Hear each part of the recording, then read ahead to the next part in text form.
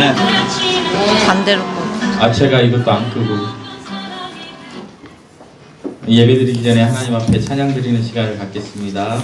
잠시 기도하시겠습니다. 사랑이 많으신 아버지 하나님, 오늘도 이렇게 저희들에게 주님 앞에 찬양할 수 있는 시간을 주심에 감사드립니다. 아버지 하나님, 우리가 찬양 드릴 때에 하나님 영광 받아 주시옵시고, 요한복음 11장 1절에서 44절입니다. 말씀이 너무 길어서 16절까지만 저와 여러분이 함께 기도하시고, 나머지 부분은 여러분 집에 가서 꼭 말씀 생각하시면서 읽으시기 바랍니다. 요한복음 11장 1절부터 16절까지 찾으셨으면 저와 여러분이 교독하시겠습니다. 어떤 병자가 있으니 이는 마리아와 그 자매 마르다의 마을 베다니에 사는 나사로라. 이 마리아는 향유를 취했고 머리를 들어 죄를 닦던 자요 병든 나사로는 그의 오라버니더라. 이에 그 노이들이 예수께 사람을 보내어 이르되 주여 보시옵소서, 사랑하시는 자가 병들었나이다 하니, 예수께서 들으시고 이르시되 이 영은 죽을 병이 아니라 하나님의 영광을 위하여 하나님의 아들이 이로 말미암아 영광을 받게 하려 함이라 하시더라. 예수께서 본래 마르다와 그 동생과 나사로를 사랑하시더니 나사로가 병들었다 함을 들으시고 그 계시던 곳에 이틀을 더 이루하시고, 그 후에 제자들에게 이르시되 유대로 다시 가자 하시니, 제자들이 말하되 라피여 방금도 유대인들이 돌로 취하였는데 또 거기로 가시려 하나이까. 예수께서 대답하시되 낮이 12시간이 아니냐. 사람이 낮에 다니면 이 세상의 빛을 보므로 실족하지 아니하고 밤에 다니면 빛이 그 사람 안에 없는으로 실족하느니라.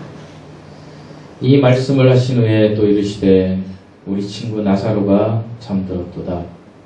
그러나 내가 깨우러 가노라. 제자들이 이르되 주여 잠들었으면 낫겠나이다 하더라. 예수는 그의 죽음을 가리켜 말씀하신 것이나 그들은 잠들어 쉬는 것을 가리켜 말씀하심인 줄 생각하는지라.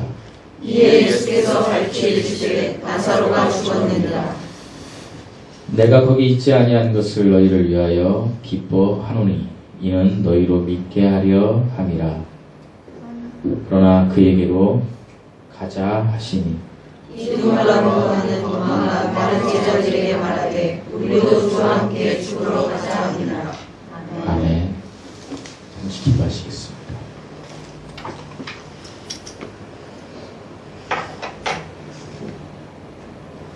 긍휼을 풍성하신 아버지 하나님, 오늘도 이렇게 복된 날, 좋은 날, 행복한 날 주님 앞에 예배 드릴 수 있게 하시니 감사드립니다. 아버지 하나님, 우리를 사랑하셔서 2000년 전에 이 땅에 오셨습니다. 그리고 우리의 죄를 다 제거하시고 우리를 구원하셨습니다. 우리는 그걸 믿습니다.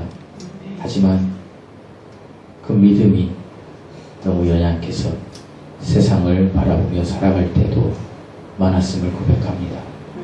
아버지 하나님, 이 시간 우리의 본성인 자아가 죽고 하나님이 주신 영이 살아 하나님 주님의 향기를 드러내는 사람으로 다시 회복될 수 있는 역사가 예배를 통하여 일어나게 하여 주시옵소서. 가는 길을 멈추고 주님의 임재 속으로, 주님의 임재 가운데 우리들이 들어갈 수 있는 은혜의 시간 되게 하여 주시옵소서. 아버지, 너무나 부족하고 나약한 자가 하나님의 말씀을 듣고 싶습니다. 마르다와 마리아처럼 너무나 연약한 자입니다.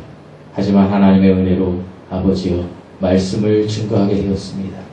두렵고 떨리는 마음으로 증거케 하시고 아버지, 전하는 자나 듣는 모든 사람이 동일한 하나님의 은혜를 입는 귀한 시간 되게 하여 주시옵소서. 예수님의 이름으로 기도드리옵나이다. 아멘. 본문은 예루살렘에서 약 2km쯤 떨어진 베단이라는 동네에서 있었던 일입니다. 이 베단이라는 동네는 이제 이스라엘의 집이라는 뜻이 있습니다. 여기에 나사로라는 청년과 그의 누이가 살고 있었습니다.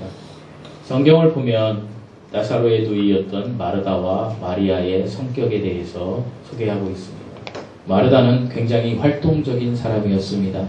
교회로 말하면 봉사를 잘하고 섬기는 일을 잘하고, 조금 쉽게 얘기하면 교회 음식을 잘하고 또 대접하는 일을 잘했던 그런 활동적인 사람이었습니다. 반면 마리아는 굉장히 내성적이고 정적인 사람이었습니다. 그러니까 마리아는 그저 앉아서 하나님 말씀 듣기 좋아하고 성경 공부하기 좋아하는 사람이었습니다.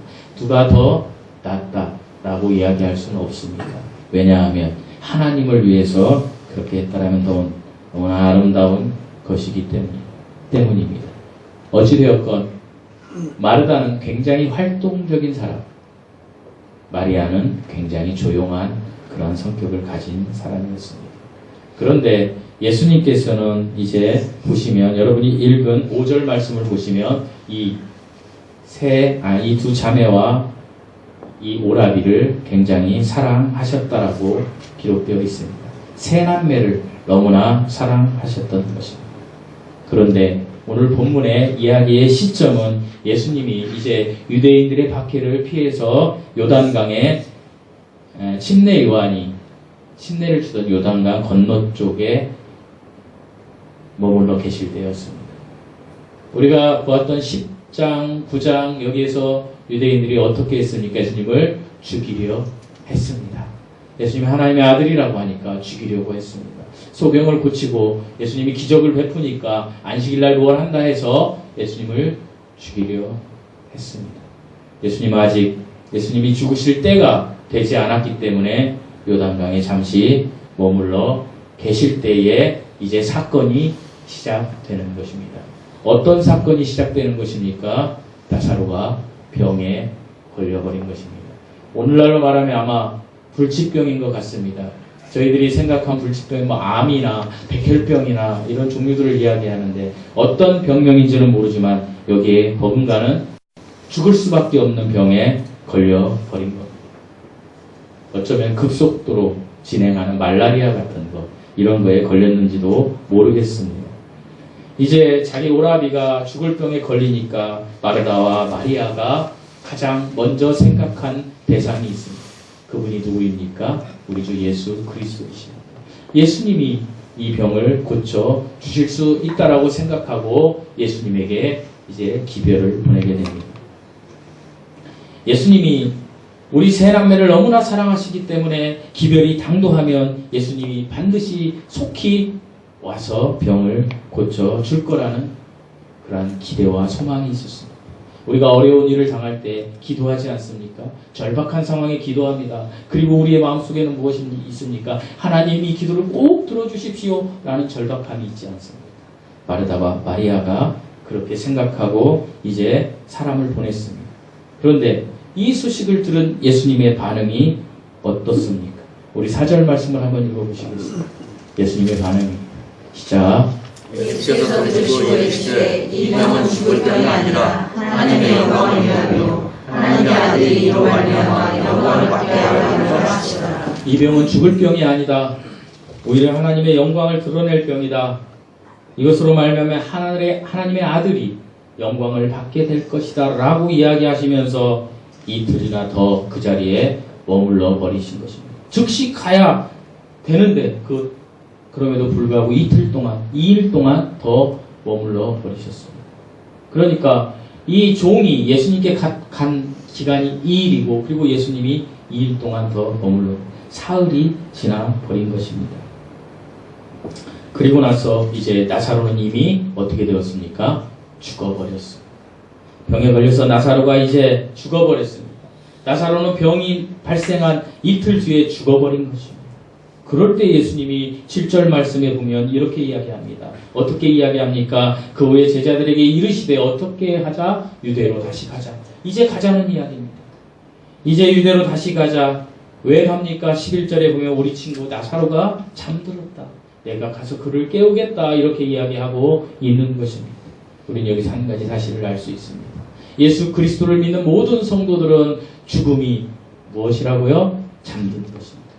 예수님께서 우리를 깨우실 때에 우리는 영원히 죽지 않을 몸을 입고 우리는 휴거될 것입니다. 그것을 암시하고 있는 내용입니다. 다시 본문으로 돌아가겠습니다. 이제 이미 죽어버린, 그래서 사람들이 전부 다 낙심하고 비통해하는 이 상황에 예수님이 가시겠다라는 것입니다. 여기서 우리가 또 한 가지 알 수 있는 사실은 무엇입니까? 우리가 뭔가 할 수 있다라고 생각할 때, 어떤 문제에 우리가 무엇인가 할 수 있다라고 생각하실 때 하나님은 역사하지 않으신다라는 것입니다. 우리가 어떤 문제에 완전히 절망하고 하나님, 저는 도저히 이것을 할 수 없습니다. only 하나님만이 이걸 해결해 주실 수 있습니다라고 할 때에 그 절망 가운데 하나님은 일하기 시작하신다는 것입니다. 사람들이 생각할 때 이미 나사로는 죽어버렸습니다. 그런 상황에 주님이, 그 절망 상황에 이제 주님이 일을 하시겠다고 일어나신 것입니다. 그런데 사람의 모습은 어떻습니까? 마르다와 마리아의 모습. 예수님이 지금부터 일하신다고 했지만 그들은 비통함에, 슬픔에, 거의 죽을 것 같은 절망에 잠겨 있는 상황입니다. 사람은 보통 어려운 상황이 바뀌지 않으면 탓할 대상을 찾습니다. 이것이 우리의 본성입니다.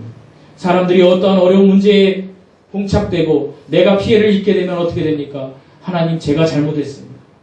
제가 잘못했어요, 형제요. 이렇게 이야기하지 않습니다. 남을 탓합니다. 쟤 때문에 그랬어요. 쟤 때문에 그랬어요. 이렇게 하는 것이 사람의 본성이라는 것입니다. 마르다와 마리아도 똑같습니다. 오라버니가 죽어버리니까 탓할 대상을 찾는데 그 탓할 대상이 누구입니까?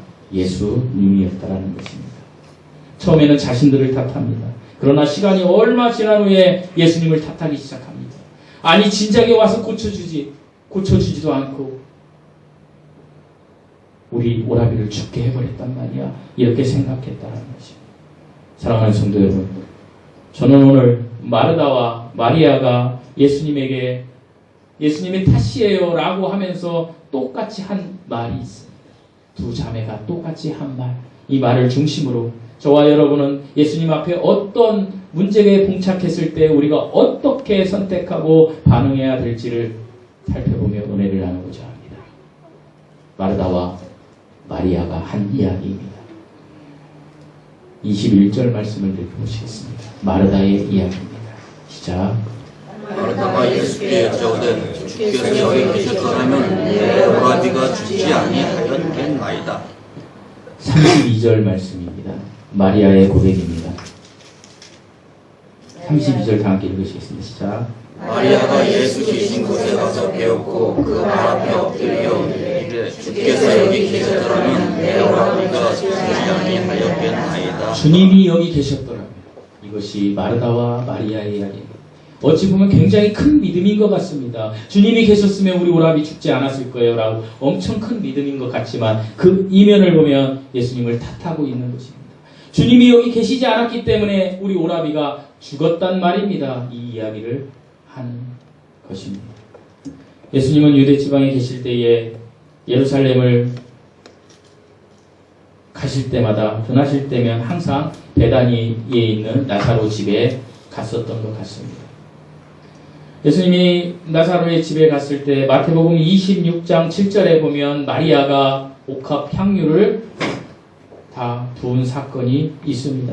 그만큼 예수님이 나사로의 집에 왔을 때 마르다와 마리아와 나사로는 온 전심을 다하여 자기 물질과 자기 가진 모든 것을 다해서 예수님을 섬겼습니다. 나사로의 가족들은 예수님의 그 놀라운 사역을 돕는 것이 너무나 즐겁고 기뻤습니다. 예수님의 일을 하면 너무나 감사했고 은혜 충만한 시간들이었습니다. 그런데 이제 그들에게 큰 문제가 발생되었습니다. 그것이 무엇입니까? 오라비가 죽게 된 것입니다. 그런데 거기에 예수님이 안 계십니다. 이제 기별을 보내고 마리아와 마르다는 예수님을 기다리고 있습니다. 이틀이 지나면 예수님이 오시겠지. 이틀 안에 오시겠지. 근데 오시지 않습니다. 사흘이 지나도 마찬가지입니다. 이미 이틀이 지난 시점에 오라비가 죽어버렸습니다. 슬픔과 비통함으로 가득 차 있는 4일째가 되던 날, 나흘째가 되던 날 예수님이 이제 동네 어귀로 오신다라는 소식이 들렸습니다. 활발한 성격, 적극적인 성격인 마르다는 이제 동네 마을 어귀로 갑니다. 예수님을 맞이하러. 마리아는 안 갑니다. 조용한 성격이기 때문에 마르다가 갑니다. 마르다가 적극적으로 가서 바쁜 걸음으로 가서 자기 집 앞으로 오시는 예수님을 보시고 동네 어귀에서 이렇게 여러분이 읽은 것처럼 이야기합니다. 주님이 여기 계셨더라면 내 오라비가 죽지 아니하였을 것입니다. 주님이 여기 계시지 않았기 때문에 내 오라비가 죽었단 말입니다. 이렇게 이야기합니다. 간단한 말 한마디 같지만 이 말 속에는 마리아의 마음속에 품고 있던 복잡한 감정이 그대로 예수님에게 전달된 것입니다. 어떤 감정입니까? 예수님께서 여기 없었기 때문에 우리 오라비 나사로가 죽었어요 라고 하면서 예수님께 책임을 돌려버리고 있는 것입니다. 모든 질병을 치료하고 모든 우주 만물을 창조하신 하나님이 여기 계셨다라면 우리 오라비가 죽지 않았을 것인데 그런데 안 계셨기 때문에 죽었습니다라고 이야기합니다. 그럴 때 예수님의 대답이 무엇입니까? 내 오라비가 다시 살아날 것이다. 이렇게 이야기합니다. 그러니까 마르다가 이렇게 대답합니다. 여러분이 마르다의 심정으로 24절 말씀을 한번 읽어보시겠습니다. 마르다가 대답한 이야기입니다. 시작. 마르다가 이르되 마지막 날 부활 때에는 다시 살아날 줄을 내가 아나이다. 이게 엄청나게 큰 믿음인 것 같습니다. 마지막 그 부활의 때가 다시 부활의 때에 그가 다시 살아날 것입니다. 엄청난 고백이죠. 왜요? 휴거 신앙 아닙니까? 부활 신앙 아닙니까? 그러나 예수님을 대면하고 있는 이 마리아에게는 속타는 예수님을 한탄하는 그 감정이 흐르고 있는 것이 이 말에서 느껴집니다. 이 말을 다시 풀이하면 아니 예수님 이렇게 늑장을 부리고 늦게 오셔서 겨우 하신다는 말씀이 이것뿐입니까? 마지막 날에 모든 믿는 자들이 부활한다는 것은 저도 알고 있습니다. 이 이야기라는 것입니다. 그러자 예수님이 마르다에게 이렇게 말씀하십니다. 25절 말씀을 다 함께 읽어보시겠습니다. 25절 예수님의 대답입니다. 시작. 예수께서 이르시되 나는 부활이요 생명이니 나를 믿는 자는 죽어도 살겠고 네, 그것까지 읽어보시겠습니다. 무릇 시작. 무릇 살아서 나를 믿는 자는 영원히 죽지 아니하리니 이것을 내가 믿느냐. 나는 부활이요 생명이니 나를 믿는 사람은 죽어도 살고 살아서 나를 믿는 사람은 영원히 죽지 아니할 것이다. 내가 이것을 믿느냐. 되게 어려운 말 같습니다. 그러나 이 말씀의 숨겨진 뜻을 다 알기는 어렵지만 오늘날 우리에게 예수님께서 부활이요 생명이라고 말씀하시는 것 그것은 우리가 이해할 수 있지만 지금 앞에 예수님 앞에 대면하고 있는 마르다에게 예수님이 이야기하시는 뜻은 이런 것입니다. 마르다야, 너는 내가 마지막 날에 있을 부활에 대하여 말하는 것으로 지금 오해하고 있구나. 아니다. 나는 지금 여기서 일어날 일에 대해서 말하고 있는 것이다. 내가 반드시 너의 오라버니 나사로를 살릴 것이다. 라고 예수님이 이야기하고 있는 것입니다. 예수님께서 지금 마르다에게 이 믿음 없음을 보고 계속해서 내가 지금 너의 오라비를 살릴 것이다. 마르다야, 이 진리를 받아들일 준비가 되었느냐? 이 사실을 받아들일 준비가 되었느냐라고 반문하시는 것입니다. 이 질문에 대하여 27절에 마르다가 대답합니다. 우리 다 함께 읽어보시겠습니다. 27절 시작. 이르되 주여 그러하오이다. 주는 그리스도시요 세상에 오실 하나님의 아들이시를 내가 믿나이다. 사랑하는 성도 여러분, 예, 주님은 세상에 오실 그리스도시요 하나님의 아들이심을 내가 믿습니다. 엄청난 고백 아닙니까? 베드로가 주는 살아계신 그리스도라고 선언했을 때 그 고백을 믿고 예수님께서 너를 반석으로 세우겠다. 그래서 그 반석을 기초로 삼아서 가톨릭이 오늘날 교황, 첫 번째 교황이 베드로다 이렇게 이야기하지 않습니까? 물론 반석은 예수 그리스도인데 이 고백이 그만큼 엄청나다라는 이야기를 제가 지금 말씀드리고 있는 것입니다. 그러나 지금 이야기하는 마르다의 그 속 중심을 예수님은 정확히 보고 계십니다. 왜 그렇습니까? 예수님은 하나님이시기 때문입니다. 사랑하는 성도 여러분, 제가 오늘 아침에 집에서 교회로 오다가 설교를 듣게 되었습니다. 어디죠? 김학중 목사님 꿈의 교회 여기 와가지고 파워풀하게 광교에서 사역을 하셔가지고 우리 같은 개척교회들 부흥 안 되게 할 김학중 목사님이 이런 얘기를 하셨어요. 사람 앞에 그리스도인의 모습을 보일 수 있습니다. 어떻게 해요? 이렇게 얘기하시더라고요. 사람을 볼 때마다 할렐루야 아멘 이러면 되게 거룩해 보이고 그 사람이 사람들이 볼 때 야 어떻게 저런 믿음을 가지고 있지? 그 태도와 그 새치혀로 사람을 속일 수는 있습니다. 아멘 주여 주님이 함께 하십니다. 오 형제 오 자매 목사들 그렇게 새치혀로 속일 수 있습니다. 그런데 하나님은 속일 수 없다라는 이야기입니다. 왜 그렇습니까? 저와 여러분의 속중심을 하나님이 정확히 알고 있기 때문에. 마르다는 지금 이렇게 고백합니다. 예 주님은 세상에 오실 그리스도여 하나님의 아들이십니다. 우리가 들을 때는 대단한 믿음입니다. 그러나 예수님은 마르다의 속중심을 정확히 알고 계십니다. 얘가 아직도 부활에 대한 그 생명 그 죽은 자들이 마르다가 이르되 주여 죽은 자가 나으리 되었으매 벌써 냄새가 나나이다. 주님은 세상에 오실 그리스도이시고 주님은 부활케 하실 수 있는 주님이시고 죽은 자를 산자로 살리게 하실 주님이시고 창조주이시고 하나님의 아들이심을 제가 믿습니다라고 고백한 마르다가 39절에서는 뭐라고 합니까? 주님 죽은 지가 나흘이나 되어서 벌써 냄새가 납니다.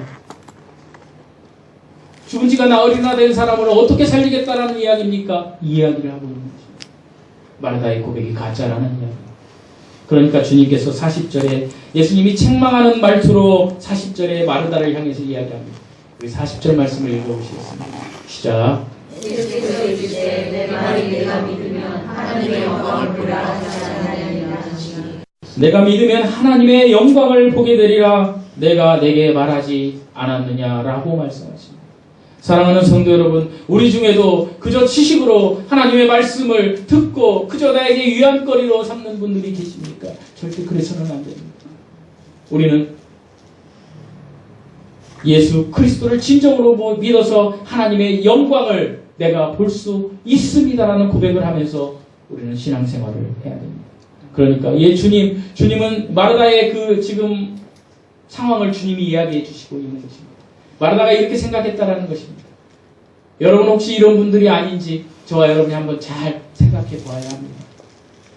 그러니까 주님은 세상에 오실 그리스도시요 하나님의 아들이십니다. 내가 믿습니다. 27절에 마르다가 그 고백했던 것은 반쪽 고백, 지식 고백이었다라는 것을 이야기하고 있는 것입니다.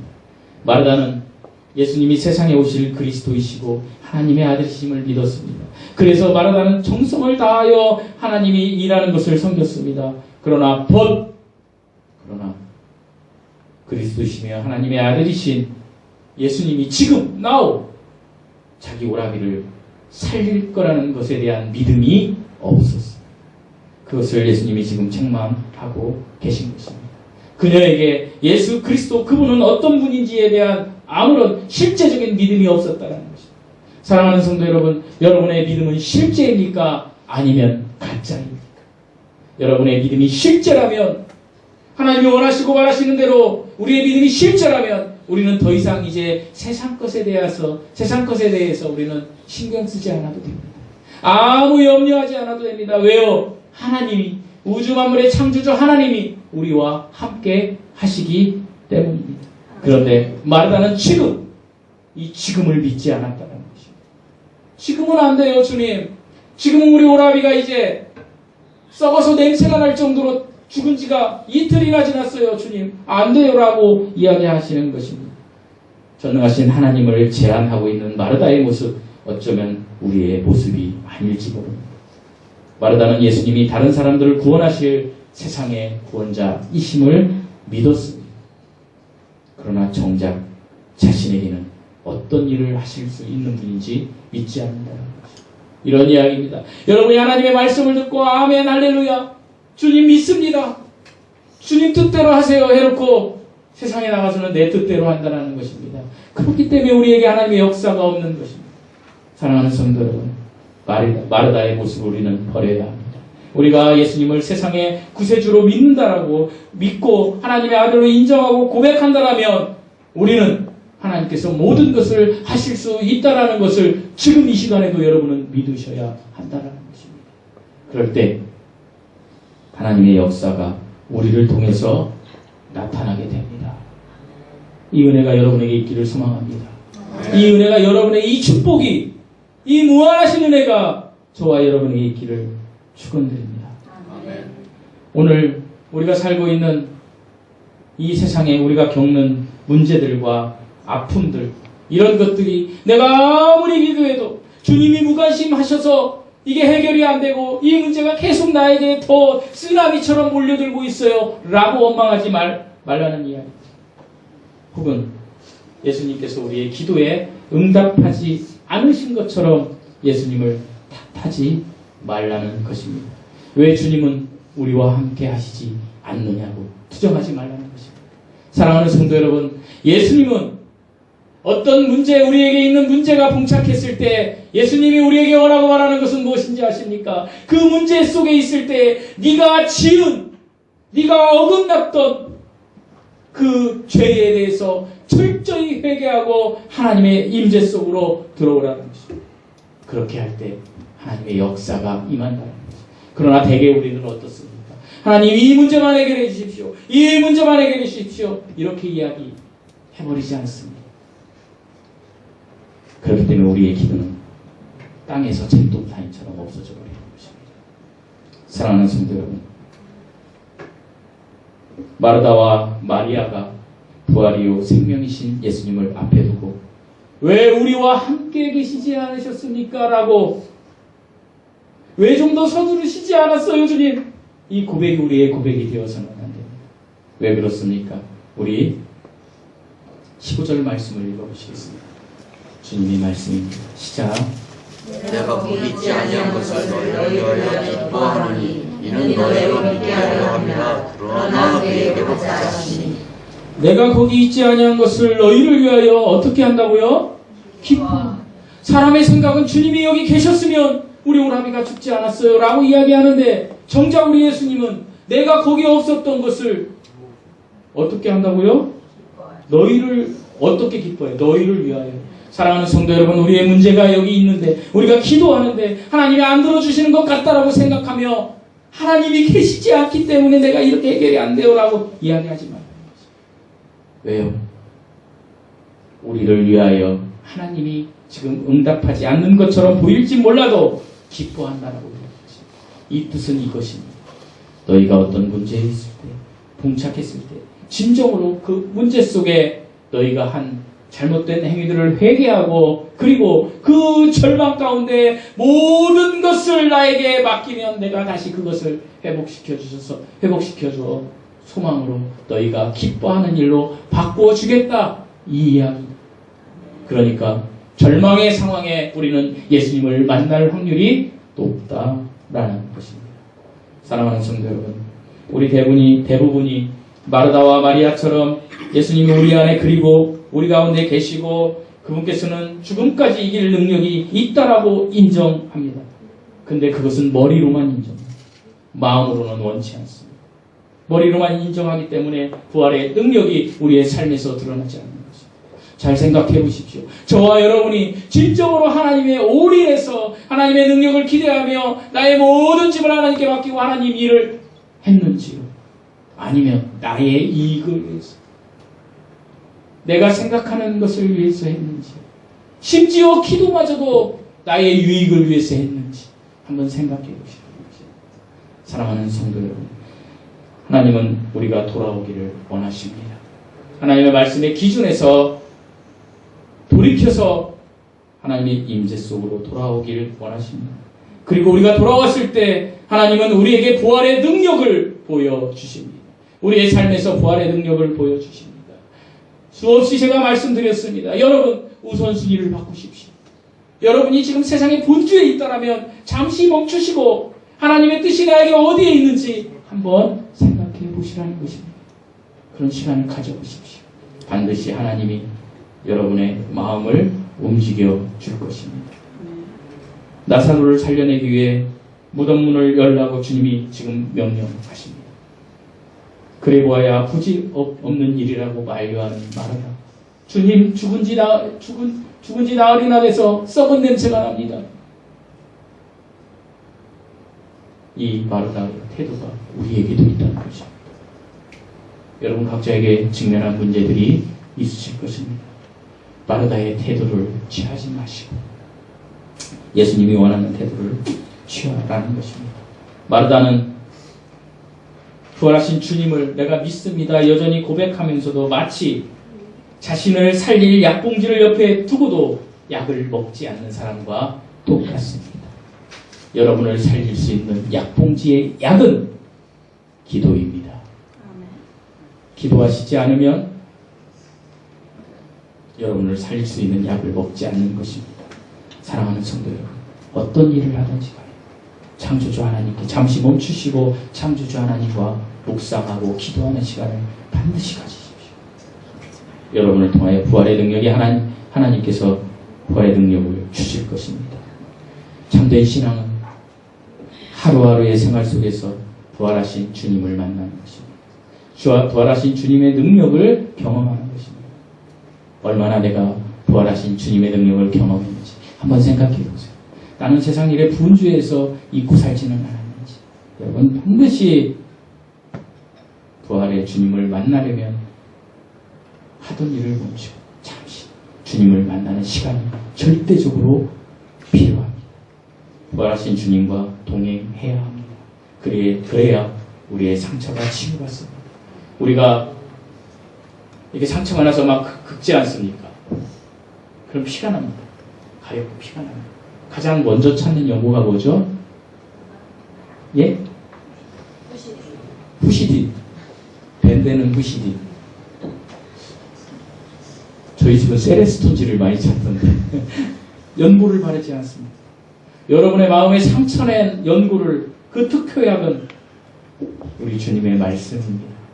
그 주님의 말씀과 동행하십시오. 그러면 주님의 말씀이 여러분의 마음의 상처를 치유하고 역경을 극복하며 여러분의 그 절망적인 상황을 희망으로 바꿔버릴 것입니다. 그리고 그 부활의 능력이 삶 속에서 나올 것입니다. 그리고 내 안에서 간증거리가 충만해질 것입니다. 내가 이 간증을 어떻게 얘기하지 않았구나. 그러지 않았습니까, 여러분?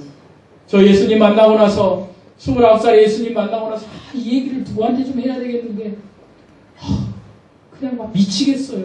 그럴 때 있지 않았습니까? 여러분, 그 간증이 우리의 삶 속에서 나와야 된다는 것입니다.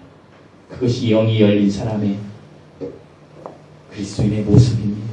부활하신 예수님을 만난 사람의 모습입니다. 사랑하는 성도 여러분, 예수님은 이미 저와 여러분 안에 계십니다. 예수님이 이미 저와 여러분 옆에 계십니다. 예수님은 이미 저와 여러분의 앞과 뒤에 계십니다.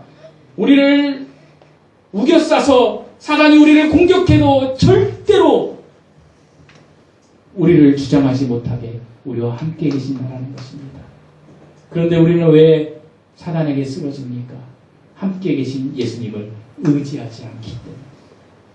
사랑하는 성도 여러분, 마르다와 마리아와 같은 모습을 보이지 마십시오. 여러분의 환경이 너무나 힘들고 어렵습니까?